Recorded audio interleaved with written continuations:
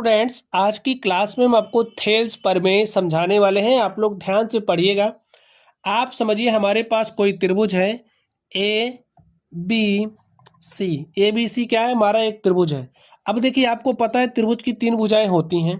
तीन भुजाओं में से किसी भी भुजा के समांतर आप कोई एक रेखा खींचिए। बात ध्यान से सुन लीजिए, किसी भी भुजा के समांतर कोई एक रेखा खींचिए। जैसे यहाँ पर ये रेखा हमारी बीसी है, हमने क्या किया, बीसी के समांतर एक रेखा खींची और ये जो रेखा है इसको हमने नाम दिया डीई।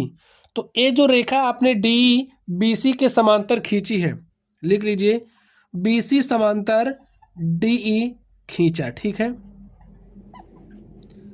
अब ये जो रेखा डीई है वो क्या काम करेगी? शेष दो भुजा, देखिए एक तो एक भुजा ये हो गई, इसके समांतर तो आपने इसको खींच लिया है। शेष कौन कौन सी भुजाएं? ए बी और ए सी। शेष दो भुजाओं को ये जो आपकी डीई रेखा है उस समानुपात में विभाजित करेगी। इसके कहने का मतलब क्या है कि ये जो रेखा डीई है ए बी और ए सी को समानुपात में विभाजित करेगी। लिख लीजिए डीई रेखा ए बी व AC को समानुपात में विभाजित करेगी। समानुपात में विभाजित करेगी।